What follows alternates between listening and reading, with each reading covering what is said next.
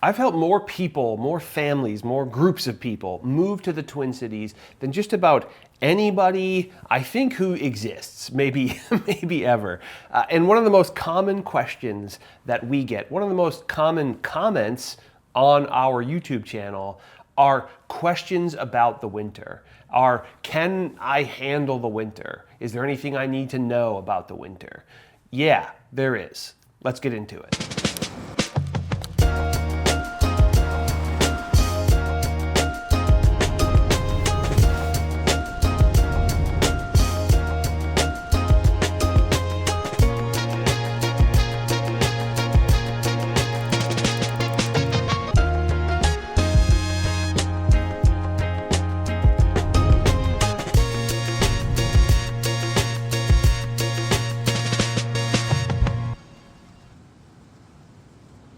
So first things first, when it comes to winter in Minnesota, I think one of the biggest misconceptions is that winter in Minnesota isn't of particular note because of how much snow we get. We actually get somewhere like 10th highest in the country, and there are other places around the world who get quite a bit more. In fact, there are warmer places in the mountains that get way more snow than us.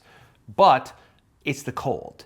The Twin Cities is one of the coldest metropolitan areas in the world. Okay, so it's way more about the cold and dealing with the cold than it is the snow.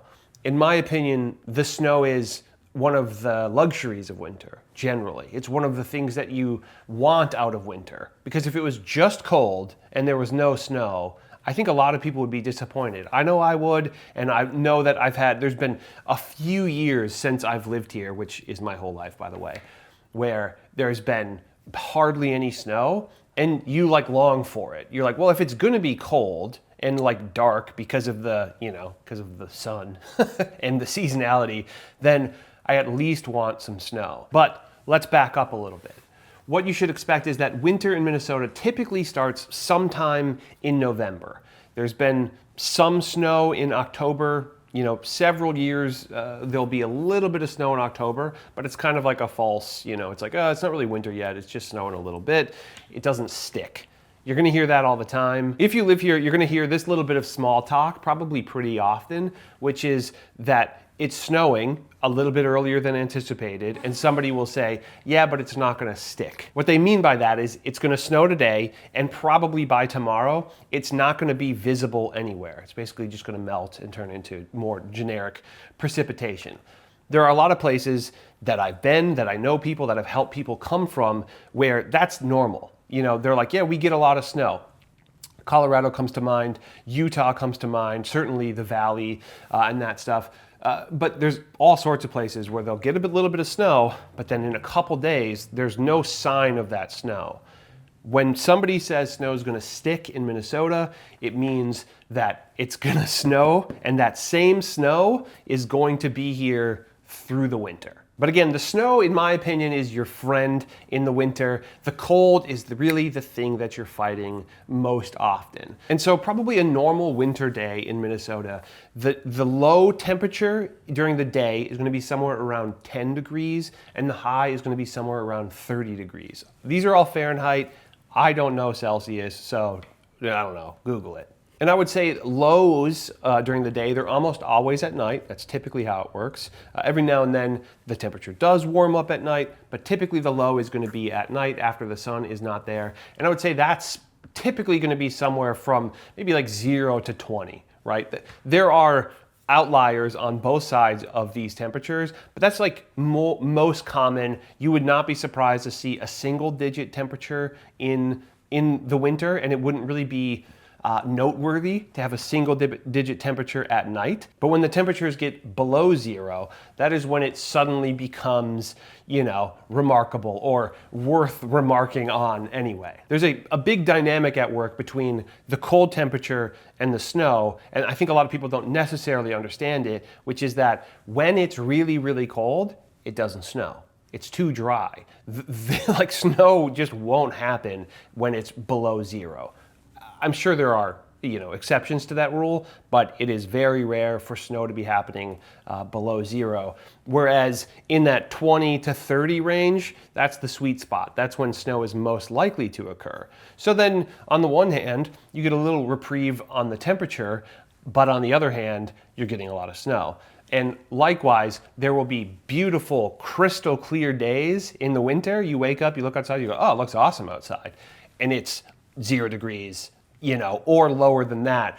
And it's so crystal clear because it's so cold. And so winter is going to typically start in November and will typically last until March. And obviously November and March are usually going to be warmer than December, January, February. And I typically think February is almost always like the coldest, or January, February is almost always kind of the coldest month. And then there's always kind of a sneaky last snowfall, if not like proper snowfall, if not borderlining on blizzard, sometime in April, where you think it's done. You've already worn shorts for the year, right? And you're like, nice, spring is here. And then winter says, well, I got one last thing for you.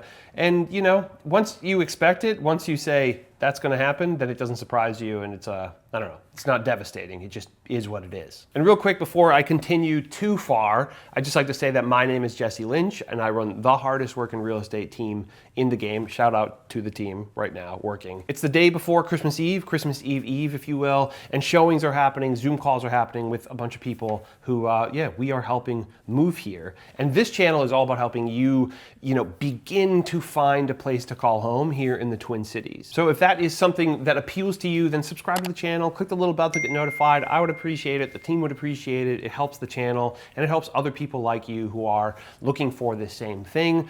And as always, I say this every single video, so if you've watched a bunch, I apologize, kind of.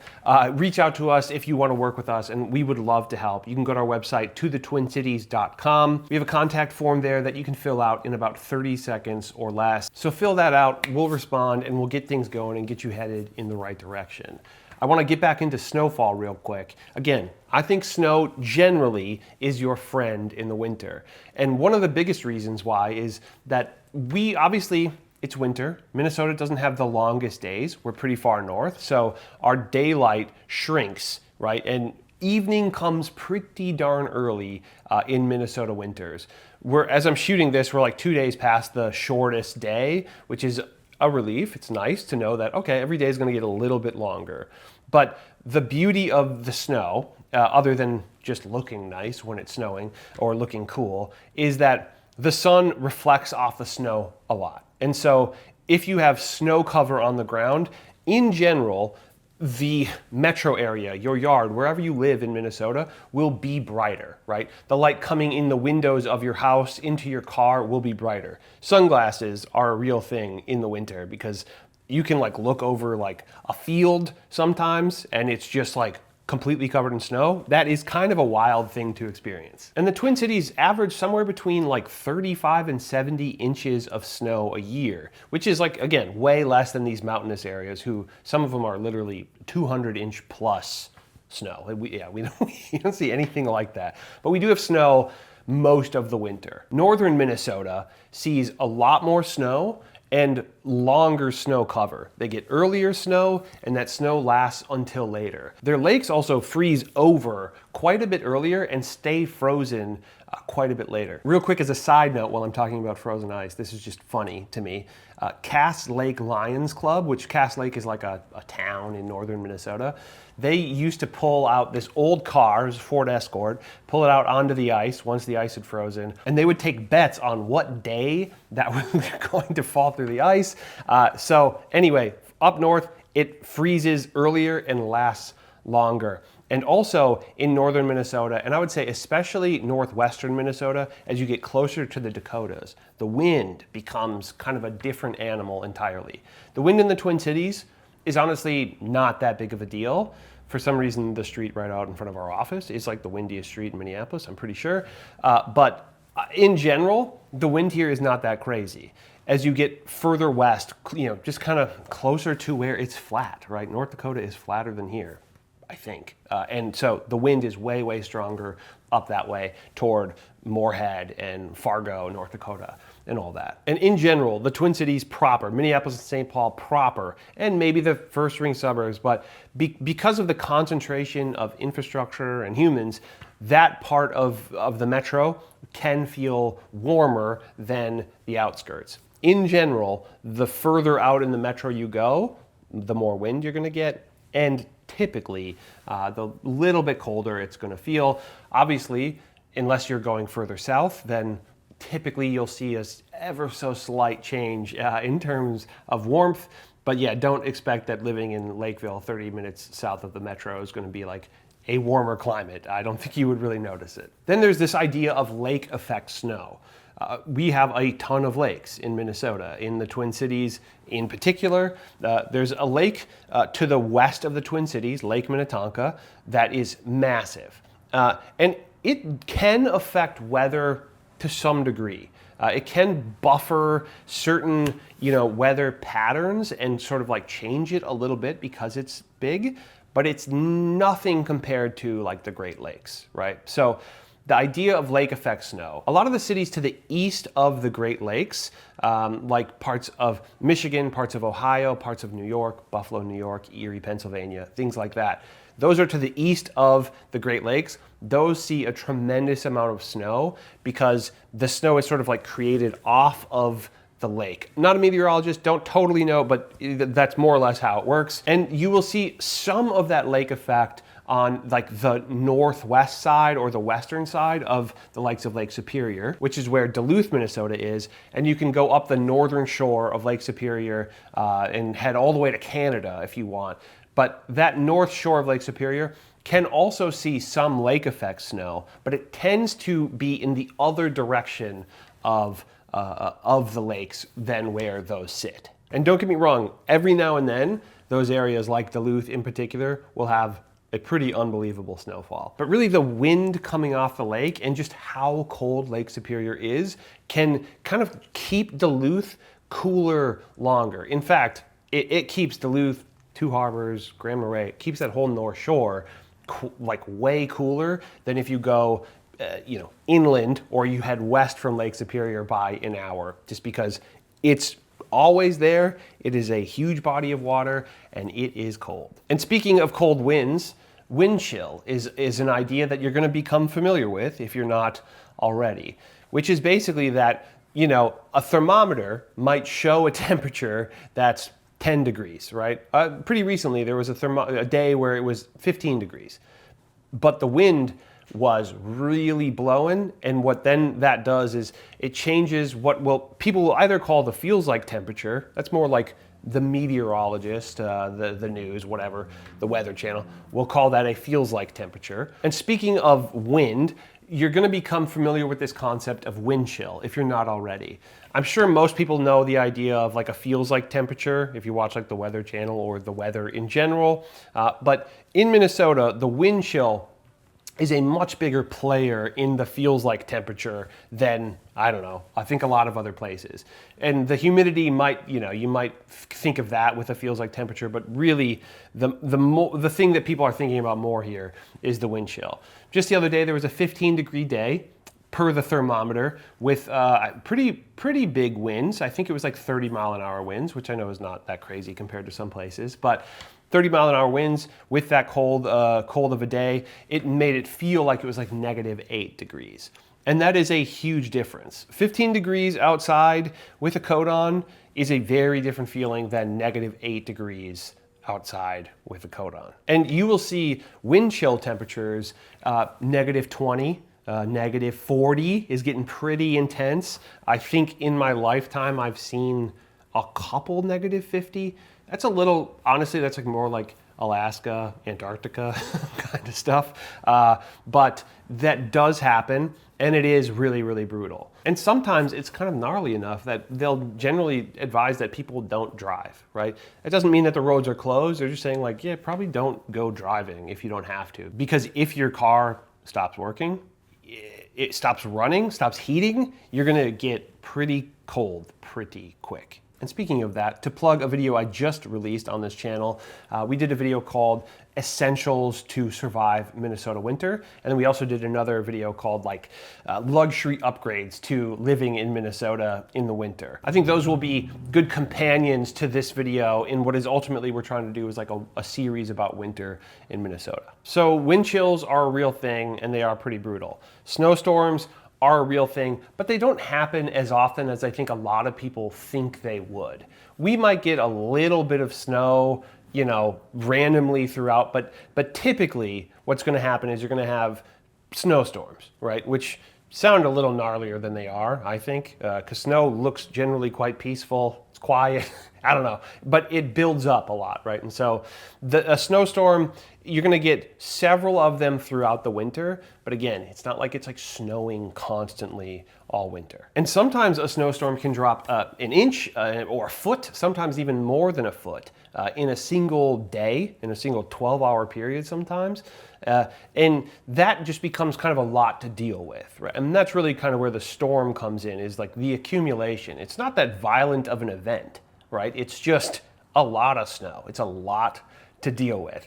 And sometimes following a snowstorm, the temperatures will drop, right? And so what'll kind of happen is the snow will melt a little bit on the roads because cars are driving over it. They're dropping salt, which will melt a lot of that snow, turn it into water. But then if the temperatures drop fast enough and to a low enough point at night, the salt actually kind of stops working. And so what then you have is like frozen sidewalks, driveways, and roads, and really no amount of salt is really going to do the trick. So they use sand and things like that. We're going to talk a little bit more about how people deal with driving, but just know that temperatures can drop so quickly that it will sort of change how that precipitation is behaving on the actual roads. And sometimes if the weather coordinates just badly enough, it will actually be raining. And this is usually at the beginning of winter. That seems to be when it's most common. It'll be raining during the day. And then the temperatures will drop and you'll have wet streets and that will just turn instantly into ice. And that's definitely some of the gnarliest driving conditions you'll probably ever see. And it's very, very smart to make sure that you're being aware of that. And again, make sure that your car's ready. Again, we'll be talking about this, but it is that quick shift into very, very cold that becomes particularly gnarly. Then of course, there's the idea of a blizzard, which is a step further than a snowstorm, which is typically a lot of snow and also really fast winds. And it can kind of create this like whiteout condition. Actually, it can create a very intense whiteout condition. Again, I would say it's usually a bit worse in like the northwestern part of Minnesota because the winds are typically worse there. The movie Fargo takes place a lot in that sort of like stretch of Minnesota, and it can be particularly difficult to see. Then there's also freezing rain, which is kind of like what I talked about, but it's more like it's raining and then instantly turns to frozen, which I don't even totally understand. Then there's, sleet, which is somewhere between that, where it is both rain and kind of snow, where it maybe will make your jacket really, really wet. Whereas like most snow wouldn't do that. But there'll also be like snow on you. So it can sort of build up in a way that rain doesn't, but also it's really, really wet like rain. Then there's hail, which doesn't really happen in the winter in Minnesota. That is much more of a summer thing to happen. And then we have all sorts of different types of snow, depending on the temperature, etc. Literally this morning, it snowed for 30 minutes at my house, and it looked like Dippin' Dots, if you're familiar. Give that a Google. It looks really strange, but yeah, it happens. And obviously, like all of these kind of have their own level of like a nuisance potentially, but depending on how harsh they are, whether it's a regular snowstorm that's just snowing a lot, maybe peacefully, but just a ton over time that's difficult to clear, or maybe a proper blizzard where there's whiteout conditions, or too cold of a wind chill, etc. Sometimes, not that often, not as often as you'd think, schools will close. And when a school closes in the winter, it's typically known as a snow day. And as a kid, there's nothing better than a snow day. Like truly, it's like the best thing that could happen to a 10-year-old, at least me. As a parent, I would imagine it's complicated, right? You're like, where's my kid going? Are they old enough to stay home? Etc. As a kid, it's just the best. Tons of snow, you can go play in. Maybe you're not, maybe you're home alone. Maybe you're just supposed to be at school. Your parents are home, whatever. It was the coolest thing that could happen. There's also a thing called a 2-hour delay. And I suppose there's a half day as well. The 2-hour delay was really common when I was a kid, where you would have to tune into the TV back in the day. There'd be scrolling at the bottom of which schools were closed or delayed. A 2-hour delay would meant that, instead of arriving at 8, you arrive at 10 a.m. or something like that. And then again, there's the idea of the half day, which sometimes would be that you would arrive to school after lunch or something, at noon. That's way less common than the half day, which is that you get to school at a normal time and it starts to snow throughout the day, and it gets to a point where they say, okay, cool, we're gonna send these kids home halfway through the day, which as a kid was about as cool as it got. Because you're already there. It's just this novelty. There's nothing really frightening about it as a kid, by the way. It's just purely like sweet. We get like kind of a weird day here. It's like just pure novelty as a kid. But as a parent, it's something that you're gonna have to, do your best to plan for one way or another. And school can cancel for cold or snow. And those are the most common scenarios. Visibility obviously could be a thing too, but it's usually just cold or just a pure amount of snow, because busing, they're gonna have to be able to navigate the snow in a huge bus, by the way, and get you home or your kid home safely. And so they're all trying to just gauge, how likely is that going to be to happen? At what risk are the bus drivers going to be at? At what risk are the students going to be at, etc. And so a certain amount of snow can put it over the edge. A certain amount of predicted snow can also be enough. Sometimes you get a snow day, barely snows. But there's not that many snow days in Minnesota because on the whole, our infrastructure is so prepared for this stuff. If the wind chill drops too low, it's something like below -35, which sounds wild, but it has to be like below that for them to cancel school, typically, or a combination of all those things. And the person who's ultimately deciding whether or not they're canceling school or they're delaying school or whatever is basically the superintendent of that school district. And it used to be you had to watch local news channels to see if it was canceled, but now there's, email and much newer technology where that's easier to find. A common question that we've gotten about schools are, do they still have recess, or does recess have to be inside in the gym? And no, they absolutely have recess outside. And in fact, it's like some of my fondest memories as a kid, like being a kid in the winter in like a full snowsuit with your friends. It's the coolest. It really was a good time. And obviously if it's too cold, they're not going to send you out there. So I think it's usually if it's below 0, then recess changes up a little bit. But we only have so many days that are below 0 at, a typical recess time. So if you're a parent of a kid going to school, make sure that they have proper snow gear, proper, warm clothes, and like snow pants and jacket and mittens and stuff, because they will be playing out in the snow and they will have a good time with it unless they are super underdressed. But I would assume a teacher and the people involved with the school wouldn't let a kid go out if they were in danger as far as temperature is concerned. And so obviously the snow and the cold and the wind, all of that, the thing that it affects the most and the thing that is dictating whether or not school will happen, it's not, is the building going to be warm enough? Yeah, the building is going to be warm enough, right? The school will be warm enough inside. It's more about can we transport these children, and can parents also transport their children to school with a relative, level of safety? And driving and road conditions is almost synonymous with the idea of winter in Minnesota. And in my opinion, the things that are basically must-have items, this is only a couple things. If you are driving in Minnesota, you need decent tires. I would say better than decent tires, but they can't be bald, right? That is, you're just going to have a terrible time with it, and also you're going to be in danger, and the other people on the road are also going to be in danger. So decent tires, and they should be at least all season tires, but winter tires are just like an upgrade. But I would say bare minimum, decent all season tires, and I would say at least front wheel drive in a vehicle. To only have rear wheel drive in Minnesota, even with snow tires, is generally not a good idea.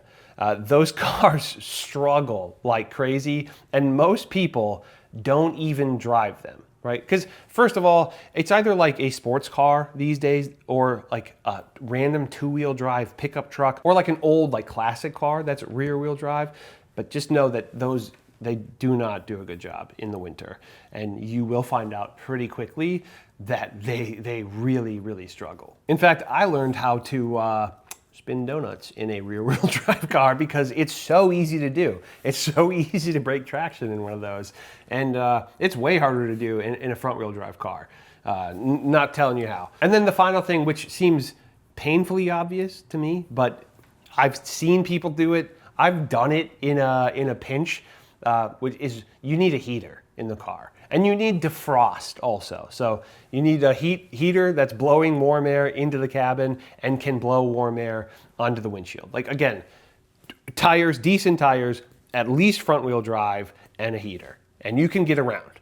Yeah, and your car doesn't have to be that nice to get around. But there are a lot of luxury items and sort of improvements upon the barest of bare minimums that will make life a lot easier in the winter. We have a video about luxury upgrades to life in the Twin Cities. There's a whole section about driving. But real quickly, remote start or auto start is the quickest way to upgrade your lifestyle in Minnesota is a remote start. And then there's heated seats, heated steering wheels, heated mirrors. Also, just if you have that in combination with the remote start, very, very nice. Then you need like a proper scraper and a brush for snow and ice on your windshield and on your windows. And then we generally recommend a person has jumper cables and like a coat in the car, maybe a blanket in the car, and just some way to potentially generate heat. Paul, who works for me, who's been a part of almost every single video on this channel, at least in the last 3 years or so, who also, brand new agent, he actually has a story where he had a friend call him who was maybe 20-30 minutes away from where he was. And his friend said, "Hey, my car died on the side of the highway. Can you come get me?" And he said, "Yeah, I'll be right there."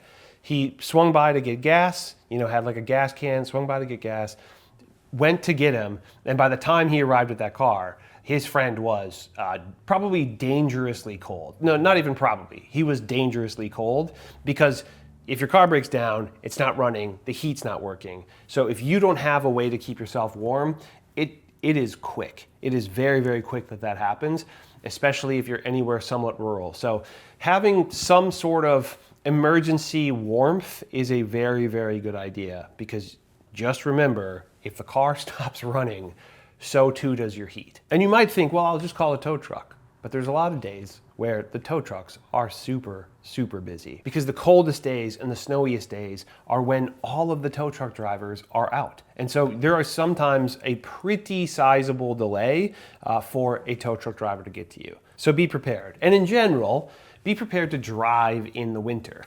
When you first are learning and getting familiar with driving in the winter, take your time. And I would say experiment a little bit in safe places, whether that's like a parking lot, a not busy road or something like that.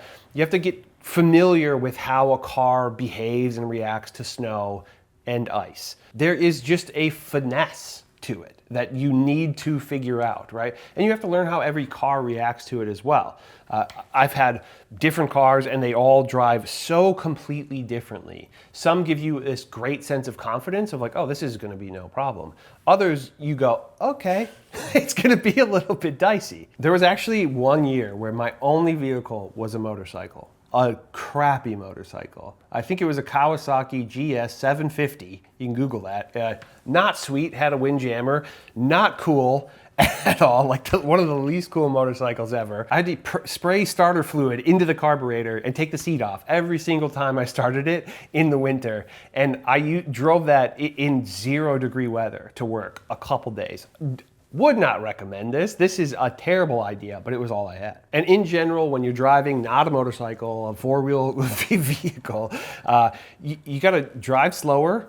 It might annoy some people. They're like, well, just because it's snowing doesn't, yeah, you do. You gotta drive slower, right? Because the snow will sort of impact how your wheels and your tires are operating. If there is snow built up on the highway or on the road, there's likely going to be a part of the highway where most of the snow has been kicked off and moved away by tires.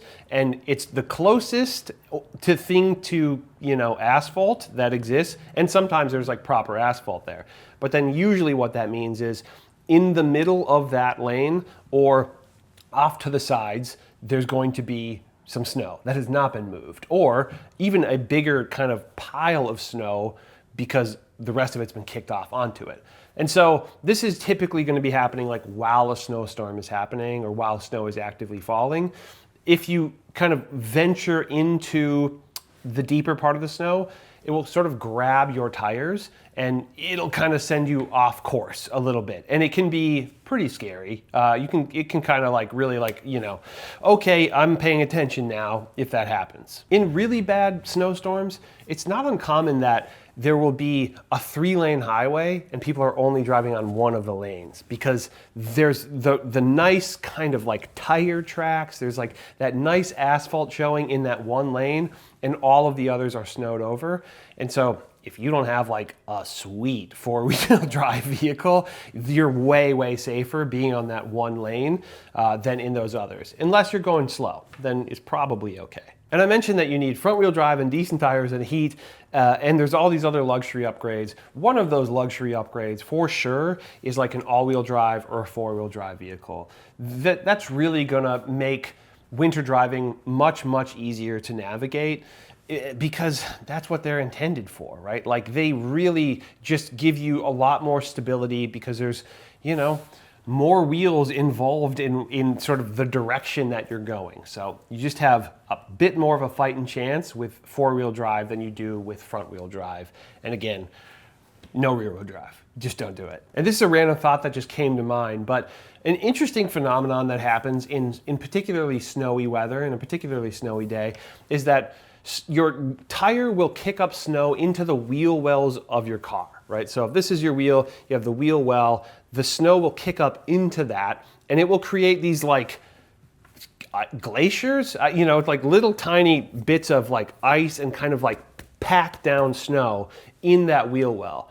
You can kick that off, be careful. I've seen people who've kicked it and like taken a piece of like car off. So careful with that. Don't get too, excited with it. And if you just get too much of that kind of snowpack and that ice built up in that wheel well, and it's just kind of sitting there while you're driving, once you get up to a high enough speed, it can do this very strange vibration thing where it feels like you're like, well, my car's never going to drive again, right? Because it's so, alarming or confusing because it's driving just fine and then it just hits like this right frequency or something where all of a sudden now your car is shaking. So if that happens, pull over somewhere safely and start to try to get some of that ice pack off, which is also why a lot of people, a lot of Minnesotans in general, will kind of slowly just kind of do that. They'll just take care of that ice pack. Last thought on this tangent, sometimes that gets on there so much that there's really no kicking it off and you kind of have to go get a car wash. And that should, good enough car wash, should get rid of most of that and you should be in a decent position to continue driving. But if you have not yet learned the joy of kicking off that snowpack and just like one thing just falls down, then you'll enjoy it. Once you do, you'll know the satisfaction that is just removing that, just kind of in one go. A couple weird quirks about vehicles. Back in the day, locks used to freeze quite a bit, right? But now pretty much everything has like a remote, unlock. So that's basically gone. You will see a thing sometimes called lock de-icer at like a gas station. So if you have an older vehicle and you have to use a key to unlock it, that is a thing where it's just something that I don't even know what it's made of, but it will kind of help to de-ice a lock so you can get into it. People used to not wash their cars at certain temperatures in fear that your like lock would freeze up. That has not happened to me in a really long time. I get my car washed a lot because I have a car wash like membership.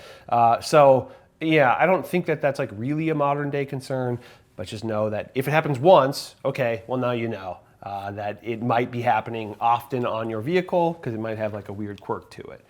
Another thing is if you are parked, not in a garage, not under a carport or something like that, and it snows a bunch, you might scrape off your windshield, right? Maybe even your hood. Well, don't scrape your hood, brush your hood. Don't scrape paint anywhere. But you might brush your hood off and get the snow off the car to help your visibility. And you might neglect to do the roof of the vehicle. This is a very common thing. You'll probably end up driving behind somebody who has not done this also. And there's two things that happen with when you don't clear the snow off your vehicle. One is that it stays up there. It's kind of like a looser snow, but it's somehow still connected to the roof of the car. And then you're driving down the road or the highway and you're just kicking off snow, just all the way down the highway. And you're basically a menace, right? I've been the menace before, kind of on accident.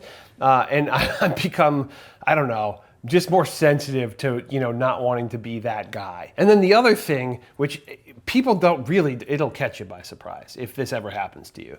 You're driving, maybe you're not being a menace, right? Maybe it's not kicking off because it's kind of wet enough that it's just staying on the hood, on the top of your car. Maybe you don't even realize it's up there. And then you come to a stoplight or stop sign, and then, if you have a truck, 4 feet of your roof. If you have an SUV, 6 feet. If you have a cargo van, 8 feet of sheet snow just slides down in sheets onto your windshield, and it becomes like night. It's like a blackout on your windshield. You can't see through it. And probably it's too heavy and too thick of snow for your windshield wipers to really do anything, or they'll be like, they're like trying to go. So you might have to like put the car in park and like go brush it off. But that can be an alarming thing. So when you look at snow on the roof and go, it's not my problem, just know that it could be your problem. And so you do have, some personal responsibility to remove the snow from your vehicle. You're going to get mad at other people who don't, so you want to probably make sure that you are doing it. And then there's clearing the snow off the highways, the city streets, and then there's clearing the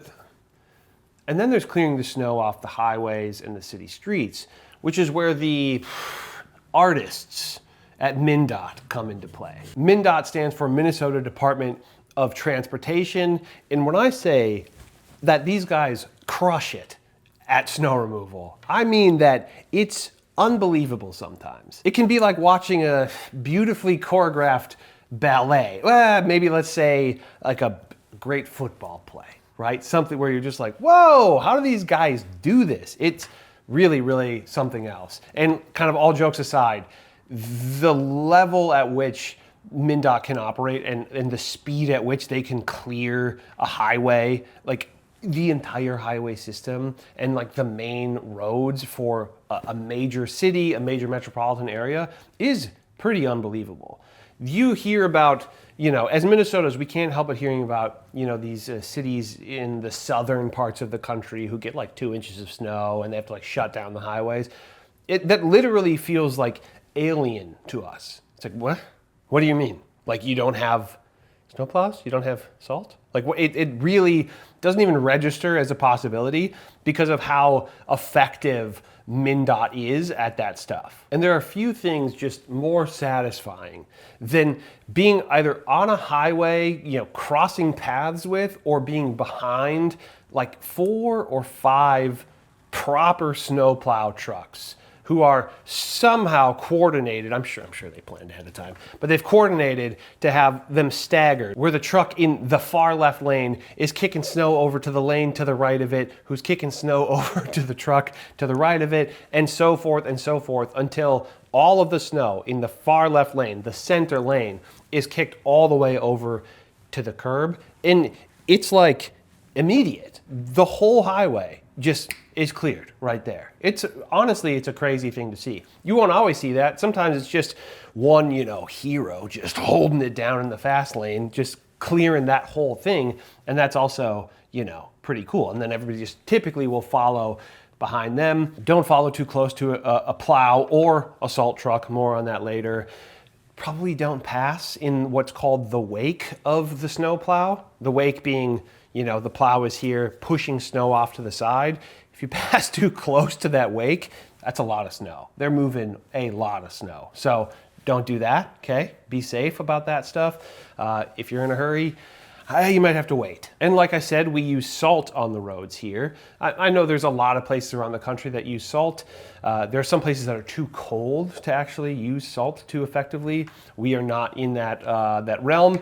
Salt works really, really well most of the time here. Like I said before, there are days where it gets too cold to where the salt doesn't really do the trick.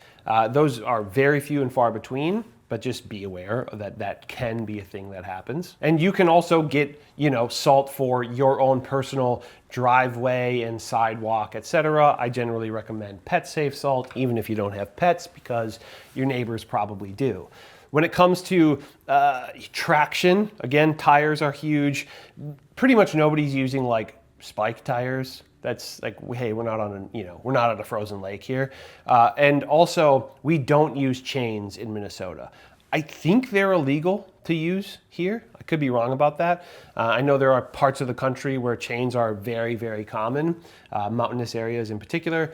Chains do not get used here. And then in general, if you live on a city street or, a suburban street, just know that your street isn't necessarily going to be the first thing to get plowed, right? The highways are almost always the main priority of MnDOT, and then the sort of boulevards, the parkways, and the avenues, like the main, thoroughfares are the places that are going to get plowed first. The main streets, right? Actually, chains are not illegal. We just looked that up, but they're very uncommon. So you probably more than likely don't need them unless you're doing something particularly unusual or going into parts of the state that maybe fewer people are traveling on. And then when it comes to like private property or business property or industrial property, that's not MnDOT. That is, private crews that are hired, private snow removal contractors that are hired. So every commercial space that you see, it's not MnDOT, right? It's probably just somebody or a big team or something like that, who sometimes a snow removal company is as simple as like a guy with a shovel, okay? And that might be for a residential area, they're not plowing like the Whole Foods parking lot with that, but it can be that simple. And a lot of these snow removal companies are like lawn maintenance companies in the summer. It's just the same company, but they're not, they're not mowing the grass in the winter. So they're doing snow removal. And the interesting thing, or an interesting thing about those companies is that because there's no schedule for snow, those crews will often work pretty wild hours. It's not uncommon for a crew to work for like 24 hours straight in a particularly wild snowfall. If they have a lot of clients and a lot of businesses and there's just like this onslaught of snow for 12 or more hours, they might have to do, one client once, and then by the time they're done with their final client, they have to do that next client over again. And again, their setups are going to range from guy with a shovel just doing residential lots all the way up to like enormous snow plows, multiple bobcats, dump trucks, so the bobcat can load the snow into the dump truck and they can take it out of there. It can get pretty complicated and pretty impressive, but nonetheless, like, it's what they do. They do a crazy good job of it, especially considering just how random and how persistent snow can be. And then one final nuisance related to the snow, it's typically most prevalent if you live in the city proper, Minneapolis or St. Paul. I'm sure some suburbs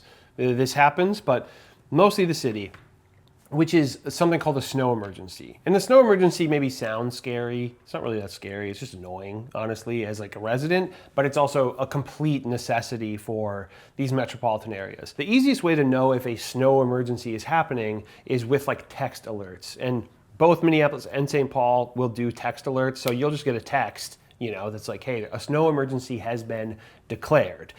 When a snow emergency is declared, really what it means is that there are strict rules where you can park your car. Minneapolis and St. Paul both operate a little bit differently. And when a snow emergency is declared, it's typically going to look something like this. Again, like check with wherever you are. Don't quote me on this, but 8 p.m., 9 p.m., something like that, it starts and it goes until 8 a.m., 9 a.m. the next morning.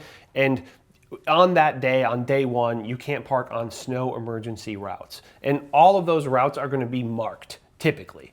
And usually it's just like those main roads, that main through streets that everybody is taking, everybody's driving on.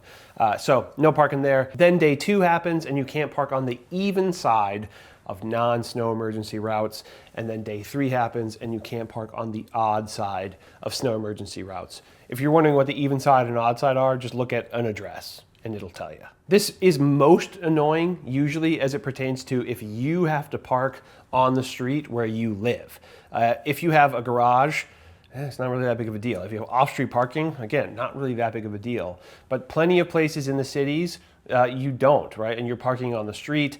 And so if you're wondering, whether it's an Airbnb or hotel you're staying at, or it's just where you live once you are settled in, you can check on the website and it'll tell you, what your address is and how you should operate in that snow emergency situation. And speaking of where you live, that's a pretty good segue into the next, chunk of this video, which is going to be things to know as it relates to your home in winter in Minnesota. First of all, you need heat. You need good heat, and that needs to be on all winter long, typically. If you go out of town, don't turn your heat off. Oh, I'm not going to be using it. Like, your house needs to be heated to a minimum temperature. Otherwise, your pipes are going to freeze and it's going to be a mess.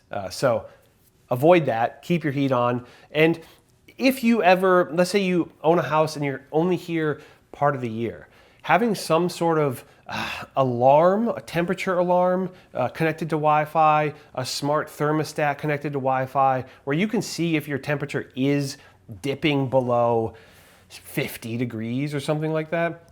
If it is, it might mean that your furnace stopped working and that you need to get somebody over there before it gets too cold to prevent all of those problems. That's like the worst nightmare of most people who own a home in Minnesota in the winter, is that your pipes are going to freeze and it's going to ruin, your finished basement and other places in your house. So make sure that your furnace is working good. Have those alarms in place if you're not going to be around, or you're only kind of like part-time living here.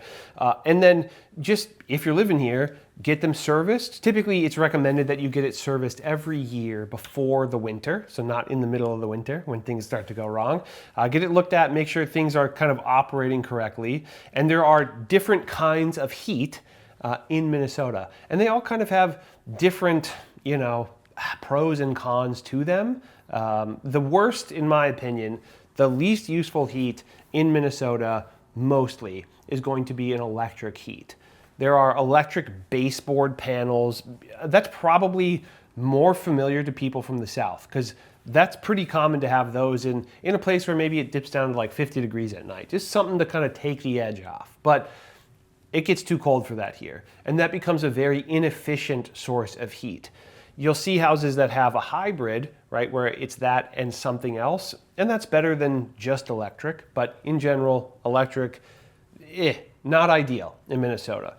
Then there's the kind of the two main heat sources that are both based on natural gas or propane, but that's more rural, so we're going to focus on natural gas, which is forced air furnace and a boiler. Boiler system, you're more likely to see that in an older house, typically pre-1950, and even more so probably pre-1940. And you probably have seen these older houses where they often will have very pretty, beautiful looking radiators, which are sometimes quite ornate and sometimes pretty industrial. People also will put wood covers over them, etc. It's my opinion that radiant heat, aka boiler heat that goes into a radiator, is the most comfortable heat that exists.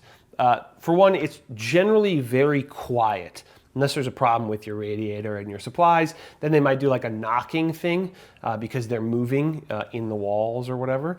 That's a kind of a wild sound, or like a steam kind of escaping sound. That just means it's not working right. It's not tuned properly. But it's a very comfortable, there's no air blowing around, and it's just a very still and relatively slightly more humid heat than the forced air option, which is a furnace, which is, lighting a fire and blowing air around your house. And that's ultimately the difference. A radiator boils water, sends the steam up into the radiators, and that just kind of radiates warmth. A forced air furnace creates warm air and blows that around. And the air in a forced air heat is going to be drier than that of a boiler setup. Of course, there's also kind of the noise associated with the forced air heat as well. But a lot of people like that because it's what they're familiar with, right? And also, radiant heat typically means that the house doesn't have ductwork, and ductwork, makes it easier to get air conditioning. So a lot of people have a preference for forced air and think, oh, I have to have that, I don't want radiant. But to have both is like the creme de la creme, right? It's like probably about as comfortable as it gets. As nice as it gets in the summer with the nice AC setup, and as nice as it gets in the winter with the boiler setup. And pretty much across the board, across all decades and centuries of homes being built in Minnesota, typically, the homes are insulated well enough to be comfortable. That said, some older homes were not insulated very well, and usually over the years by now, they will have been improved. If they were like really, really poorly insulated, they will have been improved at some point. But there are still plenty of houses that have like original insulation in the walls, and they maybe do an okay job. That might mean that the furnace is working extra hard. It might mean that, near the windows and the doors, it's a little cooler, it's a little draftier. But really the main culprit for draftiness is bad windows and doors, or just less than great windows and doors. A lot of the old windows, let's say 1920s back to as old as a house gets in Minnesota, which would be like 1860 or something like that, right? There's not many like that old. But those windows have really interesting setups, which are kind of cool mechanisms, but they're also very inefficient and very, very drafty, which is that you have the main section of the window, the bottom of a single hung window, which means typically that top one can't move, but the bottom one can. And you slide that up, it has ropes, it has a little pulley mechanism, and then there's a weight that drops down in it. It's neat once you know that that's how it works, but then in that cavity, it's just air. It's just open and it's drafty, right? There is no insulation at all in that cavity if that's how that window works. And there are ways to make those windows kind of less wild to deal with. Typically like a storm window goes a really, really long way to help kind of create a barrier, an air barrier from the inside of the house to the exterior by just adding another pane of glass. But still, those older windows with that lack of insulation are typically going to be a bit draftier in the house. That said, if they're in good shape, they're pretty cool. So what are you going to do? Keeping the inside of your house warm, probably number one, must do in the winter. But another must do if you own a home in particular, a single family home especially, is you have to deal with snow removal on your property. Your local government is going to require that you take care of snow removal on your house. And so that could be either you're the one doing it or you're hiring a service to take care of it. But just know that even if the service, let's say the service doesn't show up, you can still get ticketed by your local government. Even if you're like, well, I hired, Johnny's snow removal and he didn't show up. They're like, well, then you should have done it because it's ultimately on you. And it's generally seen as like a public safety thing because if somebody has to walk to a bus or walk to the train to get to work, if somebody has to walk to school or walk to the grocery store or the doctor, right? Then they're going to need a cleared path to walk on. And so if you have a sidewalk in front of your house, you got to make sure that's cleared one way or another. If your house is on the corner, which mine was growing up, then you have to clear all of that snow on both, those two sides of the house. So that's on you. And then taking care of snow in your driveway, if you have one. that's on you. I think there are fewer laws related to that. You know, if you want an undrivable driveway, I would guess that you could have it. Just would kind of be a pain in the butt. But the walkway from sidewalk to sidewalk across your driveway, that's going to be on you to take care of. Even if it's, you know, blacktop and not sidewalk, they're not going to care. They're going to say that needs to be cleared. One note on hiring somebody to take care of your snow removal is do it before it's bad. Because a lot of them will just take on enough clients and say like, I literally can't take more clients. So if you wait until, you know, late into winter, you're gonna have a harder time finding somebody who wants to take on your driveway or your sidewalk and all that. So basically the public, you know, facing or the public use aspects of snow removal is on you.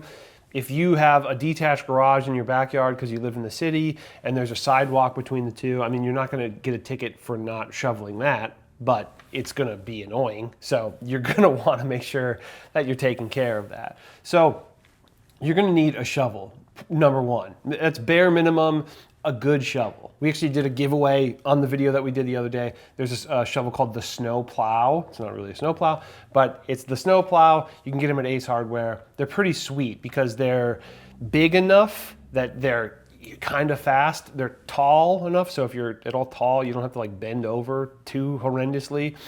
And you can repair each individual piece. But they're also super light because they're pretty much entirely made of plastic.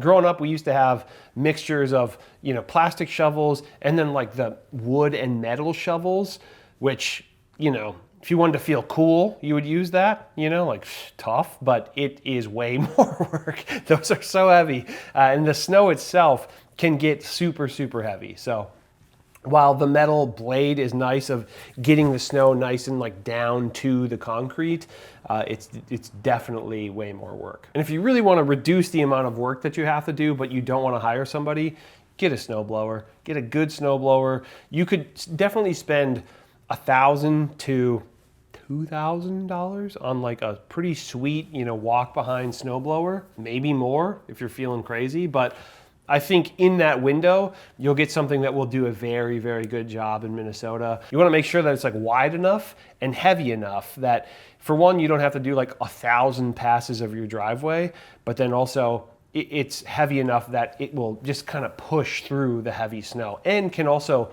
kick out that heavy snow.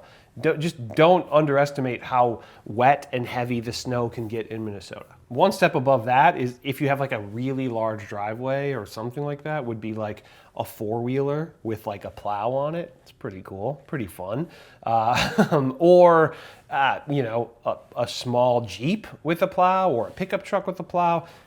You don't need that, right? Unless you have like acreage or something like that, like you have a farm, then okay, maybe. But most houses, most residential houses, that's not going to be a thing. And if it is, then also maybe just look into having, you know, somebody else do it for you. And like I mentioned earlier, we use salt on the roads in Minnesota, and I recommend that you use a pet safe, you know, de-icer. It's like a salt, but it's not really a salt. Even if you don't have pets, your neighbors do. And a lot of it's about the fact that the pets will walk on that salt, and a bunch of salt, as you can imagine if you had to walk on salt all day. Yeah, probably not awesome. So that salt will get in the pads and the paws of a dog, typically a dog, and it'll just not be great for that pet. And also, like, they could eat it, you know? Salt probably tastes all right to some dogs. So, yeah, you don't want them eating it. You don't want it messing up their paws, etc. So the pet safe stuff, just smart to do. And as far as I know, it doesn't really cost any more, or it costs very, very little bit extra. Moving back inside to the house, a lot of people romanticize the idea of having a fireplace. It's nice, you know, to be able to put a fire on and enjoy that ambiance is undeniably nice. The warmth is really, really nice as well, but there's kind of two types of fireplaces, and you can pick your poison. There's wood burning, of course, and then there's gas. I suppose there's electric too, but that's not real. So the gas is going to be easy. You just turn on a switch and it lights up. The wood is going to be way more work, but there's the real ambiance of kind of like a real wood burning fire. there's the smell of the fire, there's the crackle of the fire.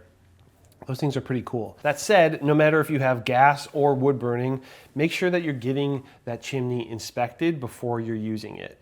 As a side note, when people buy a house that's built before 1950, really I'm thinking like the craftsman homes with the beautiful woodwork and the awesome fireplaces with like the cool, hearth and all that, the thing that people really romanticize. And a lot of people will say, it's a must for me to have a fireplace. And I understand that because there's something just beautiful and aesthetic and timeless about it. But almost always, unless those have recently been redone by a good fireplace company, almost always, if you get that inspected by a chimney inspector, they will say, you're gonna want this redone. So just don't be surprised when you look at a house, and we do our best to tell everybody as we're showing a house of that age, what to expect with that. But just know, internalize it, that those chimneys, almost always, they're gonna need 5, 10, 15 grand worth of updates to make usable and safe to a more modern standard. If you're doing a wood burning fireplace and that is something that you really want to have, again, I hear you. I really love that sort of ambiance that's going on there. Make sure that you're using a fireplace screen, right? Something that will stop embers and other things from kind of popping out into your living space. Obviously that's not a good idea, not something you want. It's very smart to make sure you're burning small fires, right? Don't build a bonfire in your fire. Small, controlled little fires in your fireplaces that will burn completely. That way they'll actually produce considerably less smoke. Also, don't throw your trash in the fireplace. That's probably obvious. Cardboard or just debris to get rid of it. Not a good idea. It's gonna burn very, very not cleanly and very smoky, which is ultimately dangerous. Make sure that you're keeping it clean. So cleaning out as much of the soot and ash as possible between uses. And then make sure that you're putting those hot ashes into a safe spot. There are specifically, containers sort of designed for this idea, but yeah, it's you don't want to put it in a paper bag, right? That's a bad idea. Probably not a plastic bag either. Bad idea. Probably not a wood box. Somewhere that you can put the ashes in, keep them, keep the air, the smoke sealed away, and that also won't then start that thing on fire and create an even bigger problem. If that all seems super daunting and you're like, well, I thought I wanted a fireplace, but now I don't, I understand. It's super doable. Plenty of people have them. There's just a cost associated with both styles of fireplaces, and then considerable more maintenance with a wood fire. So if that's a must, I understand. Just make sure you're doing it well. If you don't want to do that, but you like the idea of a little bit of warmth, consider a space heater. Space heaters are simple. You plug them into the wall. And in most houses with good electrical, they should cause not huge problems. Some space heaters will pull too much, right? And it'll blow a circuit. So if your home isn't wired very well or isn't wired to handle something of that much power, you might pop a fuse, or now these days most often a circuit breaker. So if that keeps happening, I would say don't use that same plug. Find one that will allow for it, and maybe have your electrical looked at. Make sure that the space heater is not near combustibles. So what comes to mind would be being right by an ottoman or something like that, a cloth ottoman, or right by your couch, or right by your bed, or a curtain or something in a room. Those things, if they just happen to blow in front of it, they can start on fire. That can be a big problem. A space heater is very nice to have, but they can be a problem. They can be dangerous, and they can cause just much greater problems down the road. Also, make sure they're on a flat surface, not on some wobbly rug or something like that, or on top of a bed, my God. And then also make sure that they're just plugged right into the wall and not an extension cord. A lot of extension cords just are not meant to handle that much, energy coursing through them. And if you have to inside, you can always bundle up. You can always have a blanket, you can always put on another layer, things like that. My fiance and I, we don't tend to agree about temperatures. I tend to like it cooler. She likes a little bit warmer. So usually one of us is bundled, her, and one of us is not, me. And same then goes for the outside. How you dress outside in the winter, how you're prepared for that is a very important aspect of enjoying life in the winter in Minnesota. First of all, having exposed skin, especially in like really bad wind chills, can be very dangerous to you. You can get something called frostbite, which can damage the skin, any skin that's showing, whether it's like on your face or your hands or anywhere else. And it can damage the nerves like permanently in that. You'll see like, you know, people getting hypothermia, like climbing Mount Everest, they're also getting frostbite, right? And so they're losing, you know, the use of their extremities sometimes. That obviously is not like a day-to-day occurrence for most people living in Minnesota, but a big part of that is that you have to make sure that you're covered appropriately, especially when weather is really, really cold. And just make sure that you have proper layers for spending long periods of time outside, and just like appropriately warm attire. There's basics like a jacket. You know, you need a really, really good warm jacket for the coldest days in Minnesota. You need gloves, you need a hat, right, to cover. You'll be astonished how fast your ears will get cold in the winter. So gloves, hat, coat, a scarf is a really nice upgrade to kind of keep this whole section warm. Most people, this area of their face will be exposed most of the time, even in the coldest bits of winter. Some people who will bike during the winter, certainly snowboarders and the likes, will often have that part of their face covered up with some sort of a goggle as well. But if you're walking into the store, you're probably not doing that. You know, that would be a pretty unusual thing to do. A lot of what makes something warm is like the material that it's made of. I know that seems obvious, but like wool, in particular merino wool, is very warm and helps keep sweat off of you, which then also keeps you warmer. Like down material, so like feathers and things like that, are super, super helpful. And there are plenty of very thick jackets that are made with bad material where they look like really good winter jackets and they're kind of junk. And then there are thinner jackets made with the likes of wool that are going to be considerably warmer than the thicker, bulkier, puffier, not very useful jacket. And then one thing that I think is underrated and is not maybe talked about enough with some of this stuff is to watch for just how warm you're letting yourself get, either inside or in your vehicle, or in a jacket as well. It can be really cold out, and if you're wearing an awesome jacket, you can be getting really, really warm. If you're doing anything physical or anything like that, skiing, snowboarding, just walking, working outside, you can really get cooking. But then what can happen is you kind of stop some of that activity, you start to slow that activity, and you're still outside. Then that sweat that you're generating starts to get really cold. And even though you have the nice jacket on, your body temperature is dropping, right? And the amount of heat that you're producing is dropping. And then you actually are going to get really cold. Whereas in that same day, had you started to get warm, taken your jacket off, right? Or taken your gloves and your hat off and your jacket or something, you know, and maybe it's chilly or maybe it's brisk, but you're not sweating. Then you put the jacket back on. More than likely, you will be comfortable for longer in the day if you avoid, you know, getting too warm inside of a jacket. I think there's also a lot to be said for when you're driving. A lot of people, they're cold, they hop into their car, they keep their coat on, and if you're driving for a long time and you got your heat just absolutely rocking, you will get hot in your car, and you might not notice it. It might be a kind of a slow, just kind of like, you know, you're just easing into just like, okay, now I'm actually like really quite warm, and then you have to get out of the car and go do something outside, and now again, you've gotten sweaty, and you've gotten like probably too cozy. And now it's going to feel really, really cold outside. So I'm a big proponent of take your coat off in your car, just like leave it in the back seat while you're driving, and then put it on, you know, as you get out of the car and have to go outside. I'll be honest, I'm a little bit of a maniac where all of this is concerned. I rarely, if I'm just running from my vehicle into a store, into the office, into homes, anything like that, I'm not going to put a coat on. Okay, I might carry a coat from my house to my car, but it's really rare that I put it on in between those things.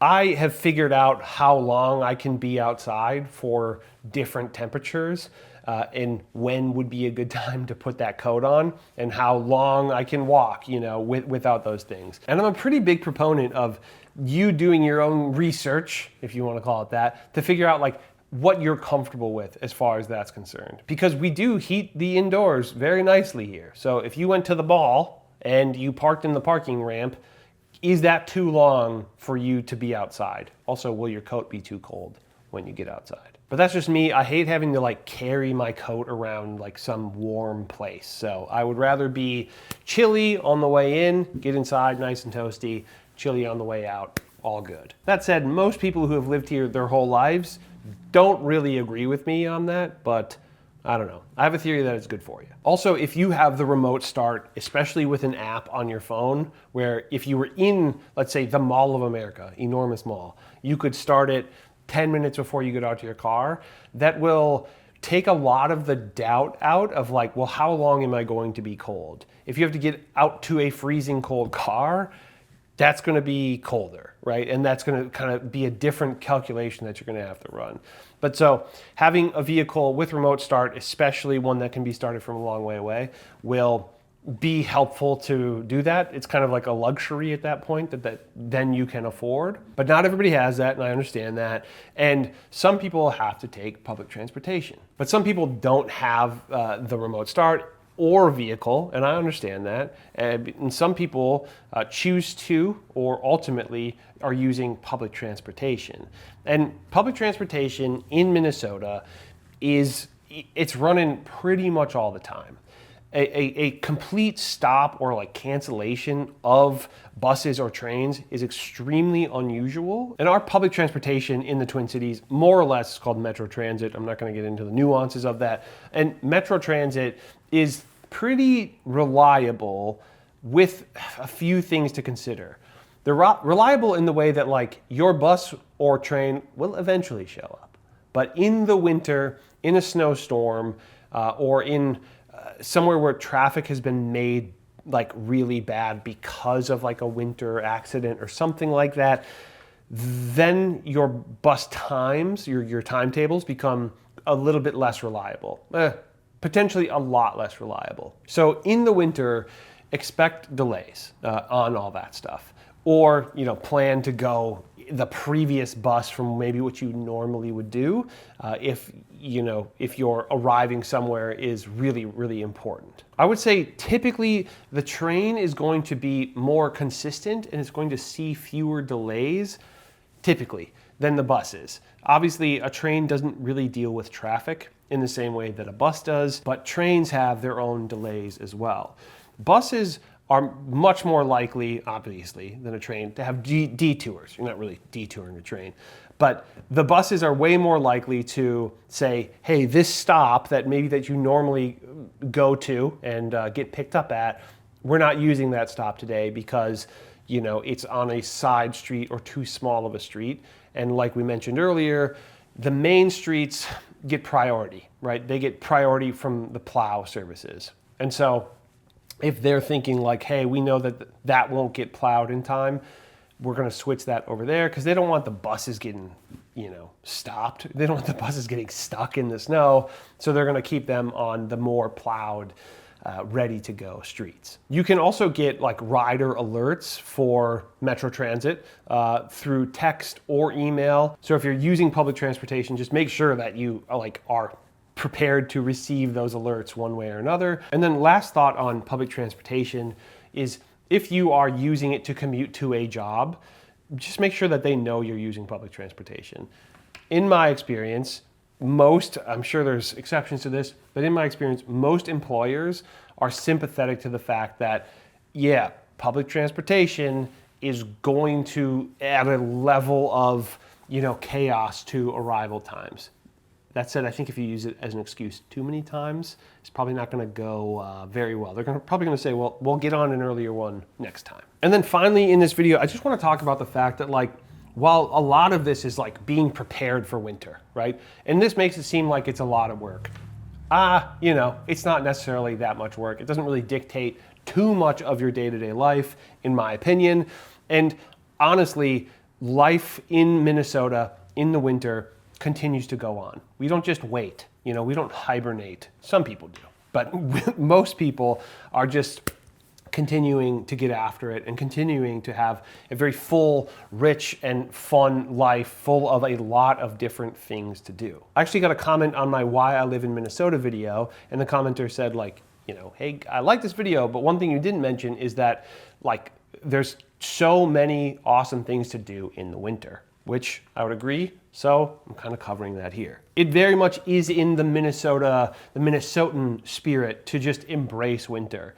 Again, winter is enough of the year that if we didn't, what would we be doing? It is very much in the spirit of Minnesota, or the Minnesotan more broadly, to embrace winter rather than fight it and, you know, just try to avoid it. The snow and the cold do not stop life from going on, and they do not stop fun from happening. I have a theory that the adversity that the winter brings actually makes for a more down-to-earth populace.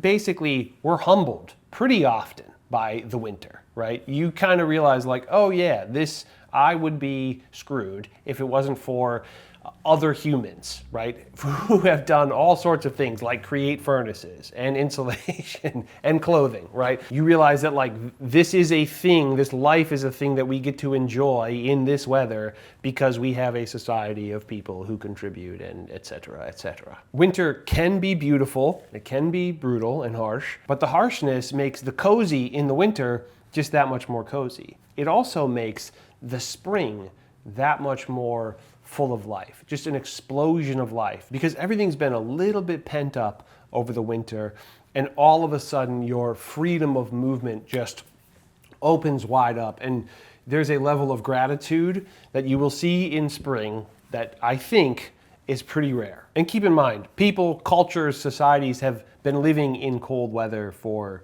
not just since the late 1800s when Minnesota started, but for way, way, way beyond those years, for millennia. And so the idea that a person couldn't survive here in the winter and couldn't thrive here in the winter in 2024, I think is maybe a little bit disingenuous. And I think one of the best ways to not just kind of survive, but to actually thrive in the winter is to find things that you like to do that are based around the winter. A thing that comes to mind is I have an aunt who loves to cross-country ski. She loves to cross-country ski. She mourns the loss of winter. She's like, yeah, I get my last ski in, you know, and it's like, there are so many people who are like, I can't wait for it to be spring. And if you have a thing that you love to do that's associated with the winter, you will mourn the loss of it. And a few things that come to mind that are like the absolute core of childhood memories are sledding. That's huge. I mean, I don't know how many hours I spent sledding and making snow forts and doing snowball fights, etc. And, you know, going off a jump and hurting my tailbone. But then, of course, there's skiing and snowboarding. And while we don't have mountains, there are a lot of pretty great places to do that around Minnesota. Ice skating, whether it's figure skating or hockey or just skating, just to skate. Those are all things that people do. There's pond hockey. So you can skate on an ice rink that's sort of like made, you know, with boards and all that, like a hockey rink. Or you can skate on a pond or a lake, a frozen lake, if it's smooth enough, which a lot of them are. There are lakes all around the metropolitan area that have warming houses on the shore and a way to get down to the lake so that you can skate on it.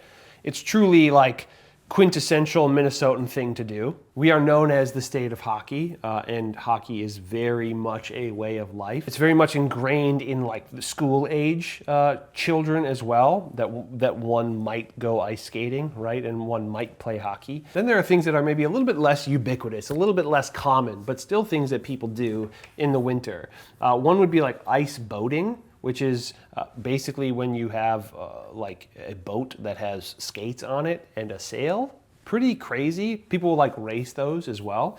Then there's like kite boarding or kite skiing. Maybe wind boarding would be another word for it, which is basically when it's like kite surfing, where you have like a kite that's pulling you, but you're on a snowboard on a frozen lake or some other place that is flat enough and windy enough that you could pull that off. Then of course there's ice fishing is pretty much a way of life in northern Minnesota. Super, super common to look out on a frozen lake, see a bunch of little huts, see somebody sitting on, you know, a 5-gallon bucket with a hole in the ice, just fishing there, or somebody, you know, as big as like a huge RV on the ice, you know, like an ice castle is what they're called, or something along those lines. Then there's snowmobiling, which there's all sorts of really, really highly regarded snowmobile trails in northern Minnesota. You could spend days out there. Just make sure you're staying warm. Minneapolis is literally voted like the most bike-friendly city in the country, and that does not stop in the winter. People bike all year round. I saw people biking today. People truly bike all year round, and in particular, people would use like what are called fat tire bikes, and it's kind of like a sport of its own, but it's also how some people just commute. They just choose to commute that way, and I mean, I commend them. As much as I like the cold and I'm not afraid of it, I've never really been that guy. Then there just are events around winter. So the European Christmas market in St. Paul comes to mind. Really cute. Go there at night, my opinion. Just a fun time, and feels akin to a European market in the likes of like France or Germany or whatever.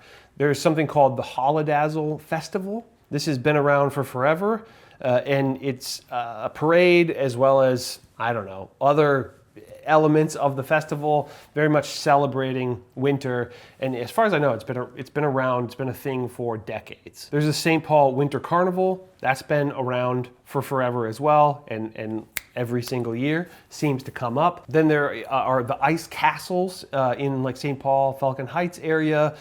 There are ice sculptures kind of around, just a thing you'll see. There's a pond hockey tournament that happens on different lakes, basically, around Minneapolis proper. I believe it's always in Minneapolis proper. Then there's the Klondike Dog Derby, which is like a dog sled, you know, race event. They raise a ton of money, and it starts in Excelsior, Minnesota, which is adorable. Go there in the winter. It's like just a beautiful small town on Lake Minnetonka. Then of course there are many holiday lights, you know, extravaganzas, if you will. There's one at CHS Field, which is where the St. Paul Saints play. And then there's a really highly regarded and beloved thing called Bentleyville that happens in Duluth. It's a good time. It's really close to the water and the aerial bridge and all that. So, you know, 2.5-hour drive, 2-hour drive from the metro, pretty easy peasy and worth the trip. And Duluth is like a 2.5-hour drive from the metropolitan area.